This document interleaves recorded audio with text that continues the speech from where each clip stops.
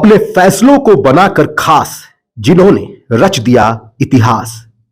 इन्होंने हिंदी पर करके विश्वास, मातृभाषा को बना दिया खास। मातृभाषा हिंदी के प्रति प्रेम आपने देखा होगा, लेकिन ऐसा प्रेम शायद ही आपने देखा हो अगर हम भारतीय न्याय व्यवस्था की बात करें तो अंग्रेजी, उर्दू और फारसी भाषा का प्रयोग ज्यादा होता है। हाईकोर्ट की तमाम रूलिंग और जजमेंट अंग्रेजी में दिए जाते हैं। ऐसे में जस्टिस डॉक्टर गौतम चौधरी ने इलाहाबाद हाईकोर्ट में हिंदी में 10,500 से अधिक निर्णय देकर मातृभाषा हिंदी का मान बढ़ाने के साथ ही इतिहास रच दिया है। पूत के पांव पालने में ही नजर आ जाते हैं। जी हां, विरासत में ही जन्म से ही कुछ सौगातें उन्हें अवश्य मिली। माननीय न्यायमूर्ति चौधरी जी के दादाजी चौधरी श्यामलाल जी भी एक महान समाजसेवी और स्वतंत्रता सेनानी थे, जिन्होंने अंग्रेजों द्वारा दी हुई राय साहब की उपाधि भी समाज के उद्धार के लिए त्याग दी थी। न्यायमूर्ति जी के पिताजी का जीवन काल जन्म से ही संघर्षमय होता गया, पर उन्होंने कभी भी हिम्मत नहीं हारी। वह अपने शिक्षकों के प्रिय और होनहार शिष्य हमेशा से रहे, यहां तक कि वह भारत के सबसे गौरवान्वित नौकरी आईपीएस प्रथम प्रयास में ही चयनित हुए, परंतु उनके दुर्घटनाग्रस्त होने की वजह से उसे ज्वाइन नहीं कर सके। उन्होंने पुनः एक बार वकालत की पढ़ाई करते हुए डिग्री हासिल की और एक विख्यात वकील बन गए। बाद में उनका उपनाम वकील साहब पड़ गया। वकालत के दौरान उनका संबंध कई वरिष्ठ राजनीतिज्ञों से हुआ। वह 1996 में भाजपा से राज्यसभा के सांसद बनाए गए, परंतु अपना कार्यकाल पूरा नहीं कर पाए। सिर्फ 4 वर्षों तक ही वह अपनी सेवा दे पाए थे कि वह अचानक मस्तिष्क आघात की वजह से 3 दिसंबर 2000 की रात में चीर निंद्रा में विलीन हो गए। इलाहाबाद हाई कोर्ट के न्यायमूर्ति डॉक्टर गौतम चौधरी ने इतिहास रच दिया है। वह लगातार हिंदी में फैसले दे रहे हैं और अब तक 10,500 से ज़्यादा हिंदी में फैसले दे चुके हैं। ये इतिहास कैसे रचा उनसे ही जानते हैं।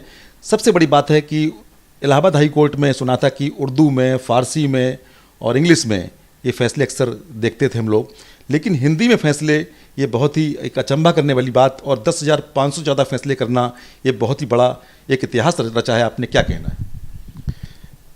पहले तो एक बात स्पष्ट करना चाहता हूँ कि किसी अन्य भाषा से मेरा कोई विरोध नहीं है। अगर सूक्ष्म में कहूँ तो हिंदी मेरी माँ है। बाकी जितनी भारतीय भाषाएं हैं, चाहे वो उर्दू हो, सारी हमारी मौसियाँ हैं, और अंग्रेजी भी। तो मेरा किसी से द्वेष नहीं है, किसी से मेरा विरोध नहीं है, लेकिन माँ से कुछ लगाव ज़्यादा होता है। और शायद हिंदी में जब हम लिखते हैं तो 2 लाभ होता है। एक तो अपनी भी दिल से बात निकलती है, और निर्णय जो होता है वो बड़ी सरलता से पहुंच जाता है उस व्यक्ति को, और उसके समझ में आता है कि निर्णय हमें मिला क्या है। मैं कहने जो गया था वो बात मेरी पहुंची अदालत तक उसी भाषा में या नहीं, और वो निर्णय मुझे मिला है या नहीं मिला है। इस नाते प्रेरणा मिलती रही अपने पूर्वजों से। और यहाँ उल्लेख करना चाहूँगा कि हमारे पारिवारिक पृष्ठभूमि से पिताजी का भी ये हमेशा था कि हिंदी भाषा के प्रति हमें बहुत जागरूक रहना चाहिए, सेंसिटिव रहना चाहिए। और हिंदी हमारी एक ऐसी भाषा है जो बहुत सरल है, और जैसा आप बोलते हैं वैसा ही लिखते हैं, उसमें कोई फ़र्क नहीं होता। जब माननीय उच्च न्यायालय में मैं पहुंचा तो उस समय कुछ न्यायमूर्ति लिखते भी थे, जैसे प्रेम शंकर जी न्यायमूर्ति जी लिखते थे, और हम लोग नए नए गए थे तो उस समय हिंदी में प्रचलन चलाने के लिए यहाँ एक उल्लेख तो पंडित केशीनाथ त्रिपाठी जी का भी करना उचित है, क्योंकि उन्होंने भी इस पे बहुत प्रयास किया, और पहली, जहाँ तक मेरी जानकारी, पहली पिटीशन हिंदी में साइन करके उन्होंने दाखिल की थी। और उसमें फिर निर्णय भी ये हुआ कि हिंदी में मतलब सिग्नेचर की कोई भाषा नहीं होती, आप अगर अंगूठा लगा दें तो भी सिग्नेचर है। तो उस समय वो पिटीशन अलाउ हो गई थी। उसके बाद फिर जब मैं स्टेट को रिप्रेजेंट करने लगा 98 में। तो मुझे काउंटर लिखने का जब अवसर मिला तो मैंने बहुत काउंटर हिंदी में लिखे थे। फिर उसके बाद न्यायिक क्षेत्र में काम करते थे तो अक्सर लोग कहते थे कि बड़े बड़े लोगों को मैंने देखा, साहब ये शब्द नहीं समझ में आ रहा, मंशा क्या है अदालत की। तो मुझे लगा कि इसका सरलीकरण होना चाहिए, हिंदी में कर किया जाए तो अच्छा होगा।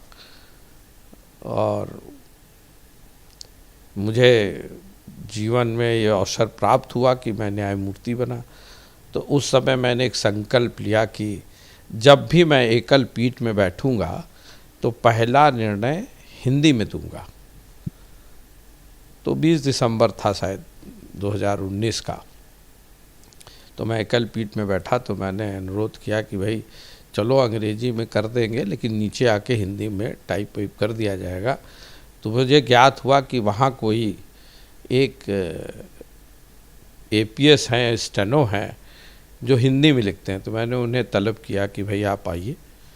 तो उन्होंने बड़ी विनम्रता से मेरे इसको स्वीकार किया कि हाँ मैं हिंदी में लिखता हूँ और मैं लिख सकता हूँ, मुझे कोई दिक्कत नहीं है। उन्होंने भी हमको थोड़ा सा प्रोत्साहन दिया कि नहीं लॉर्डशिप ऐसा करना चाहिए। फिर कड़ी जुड़ती गई, मैं लिखाने लगा। इसमें एक उल्लेख ऑनरेबल मिस्टर जस्टिस हमारे चीफ थे गोविंद माथुर जी का भी करना बहुत ज़रूरी है, क्योंकि मैंने उनसे अनुरोध किया, आग्रह किया कि हम तो लिख ले रहे हैं क्योंकि मेरे पास एक स्टेनो है, लेकिन भविष्य में इसका क्या होगा क्योंकि केसी सिंह रिटायर होने जा रहे हैं। तो उन्होंने कहा क्या चाहते हो? तो मैंने कहा आपने वैकेंसी एडवर्टीजमेंट किया है 90 लोगों की, तो यदि संभव हो तो इसमें कुछ वैकेंसी हिंदी के लिए निकाल ली जाए। तो बड़ी सहजता से उन्होंने उसको स्वीकार किया। उस समय कमेटी में SP केशरवानी साहब थे, ऑनरेबल मिस्टर जस्टिस। तो उन्होंने भी कहा कि नहीं आप ठीक कह रहे हैं गौतम जी, हम लोग इसको विचार करते हैं। खैर वो अप्रूव हो गया और उसके बाद आज की तारीख में माननीय उच्च न्यायालय के अंदर 7 APS हैं जिनका चयन हुआ और आजकल वो काम भी कर रहे हैं। और मैं दावे से कह सकता हूँ कि अच्छा काम कर रहे हैं वो लोग। और बड़ी बात यह है कि उच्च न्यायालय में बहुत से ऐसे ऑनरेबल जजेस हैं जो हिंदी में अब लिखने का प्रयास भी कर रहे हैं, पहले भी लिखते थे। जस्टिस सौरभ शमशेरी, जस्टिस शेखर यादव और हमारे अभी सिद्धार्थ जी ने भी किया, कुछ और जजेस हैं जो साहस प्रयासरत हैं कि वो हिंदी में लिखें। और मुझे इस बात की संतुष्टि मिलती है, अच्छा लगता है कि आपका बहुत बड़ा योगदान है हिंदी के लिए और आपने हिंदी को आगे बढ़ाने के लिए इलाहाबाद हाई कोर्ट में एक बहुत ही सफल प्रयास किया, तमाम APS की नियुक्तियां भी कराई। लेकिन अगर हम बात करें तो कराई नहीं है, वो तो जी हाई कोर्ट ने की, जी आपने प्रयास किया। लेकिन अगर हम बात करें आपके पारिवारिक पृष्ठभूमि की, आपके बाबा, आपके पिता, तो कहीं ना कहीं प्रेरणा उनकी रही होगी, क्योंकि इतना संभव नहीं है इतना बड़ा स्टेप लेना और इस तरह लगातार। इसमें कोई दो राय नहीं है कि हिंदी के प्रति, क्योंकि मैं तो कॉन्वेंट प्रोडक्ट रहा हूँ, तो पिताजी से एक बार मैंने कहा कि आपने फिर मुझे कॉन्वेंट में क्यों पढ़ाया? तो उन्होंने कहा देखो अंग्रेजी जानना भी आवश्यकता है और उसको जानना भी चाहिए। उसी से मैं कहता हूँ कि हमारा किसी अन्य भाषा से कोई विरोध नहीं है, हर भाषा जानना एक अच्छी बात है जितना संभव हो सके। और इसी पे प्रयास में माता की, पिता की, बाबा को तो मैंने देखा नहीं है, उन सब के प्रयास रहे हैं, उनकी प्रेरणा रही है। घर में वो हम लोग को कहते रहे कि उस समय एक चलन होता था कि भाई आप अंग्रेजी स्कूल में पढ़ रहे, घर में अंग्रेजी बोलिए। लेकिन मेरे पिताजी कहते थे कि भाई अंग्रेजी तुम हमसे बोलोगे, माता से क्या करोगे? क्योंकि मेरी माता अंग्रेजी नहीं जानती थी। तो वो कहते थे कि माता और मौसी का जो प्रयोग है उससे बना के रखो।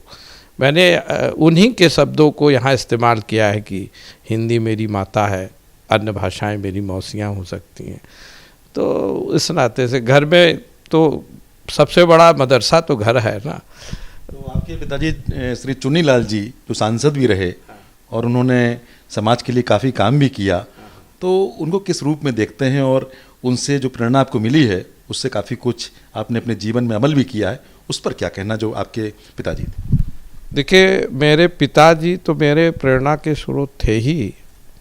वो बहुत सी चीज़ें कहते थे कि कभी राग द्वेष से कोई काम ना करिए, और वो कहते थे नेकी कर दरिया में डाल, और जो संकल्प करिए उसको आप पूरा करने के लिए प्रयासरत रहिए, ईश्वर आपकी मदद करेगा। लेकिन इससे बड़ी बात मैं अपनी दादी का उल्लेख करना चाहूँगा। मेरी दादी ने, वो बहुत कम पढ़ी लिखी थी, लेकिन जैसे बताया हमारे बाबा राय साहब थे तो पैसे से उनके पास ठीक रहते थे, तो वो पैसे देने लेने का काम करती थी ब्याज पर।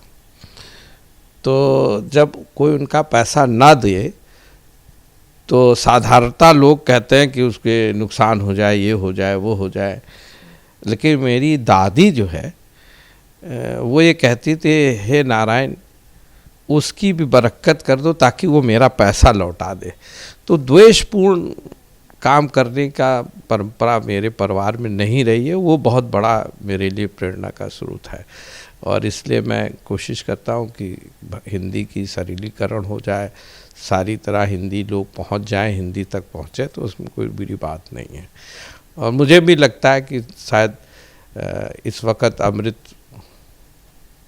अवसर चल रहा, क्या अमृत वर्ष, तो इस वर्ष में हिंदी में जितना काम हो जाए वही अच्छा है। आगे भी होता रहेगा, और अब तो नए जजेस आ रहे हैं और वो लोग प्रोत्साहित हैं, वो लोग आगे करने के लिए प्रयासरत हैं, और हमको बहुत पूर्ण विश्वास है कि वो आगे काम बढ़ेगा।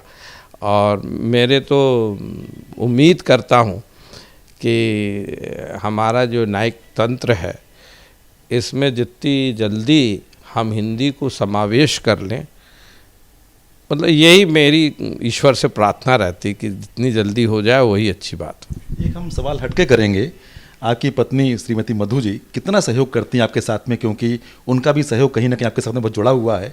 वो पूर्ण सहयोग है, बहुत बहुत ज़्यादा इस विषय में भी है। दिवाली के समय जब मैं एडवोकेट था तो एक क्लाइंट आया, तो मतलब छुट्टी हो गई थी, तो हम लोग चाय पी रहे थे सुबह, तो उसने एक निर्णय दिखाया। उसने कहा कि, तो हमारी मैडम ने कहा कि अरे आप तो बता रहे हैं कि इसको ज़रूरत नहीं है अब कोई अपील करने की। तो मैंने कहा हाँ, लेकिन अब क्या करें, भाषा का है, उसको ज्ञान नहीं है। अंग्रेजी लिखी हुई है, एक लिस्ट अंग्रेजी लिखी हुई है, तो वो वकीलों के पास जा रहा होगा, जैसे उसके समझ में आ रहा उस तरह से चला आया, इसलिए पूछने आ गया। उसी दिन इन्होंने भी कहा कि देखिए भाई, आप हिंदी में काम करते हैं, थोड़ा और अच्छा करिए ताकि साधारण लोगों को भी अपनी बात समझ में आ जाए कि उन्हें निर्णय क्या मिला। तो जिस तरह डॉक्टर गौतम चौधरी कह रहे हैं न्यायमूर्ति कि हर भाषा से उनको प्यार है, लेकिन हिंदी हमारी माँ है, तो उसके प्रति कहीं ना कहीं विशेष लगाव भी है।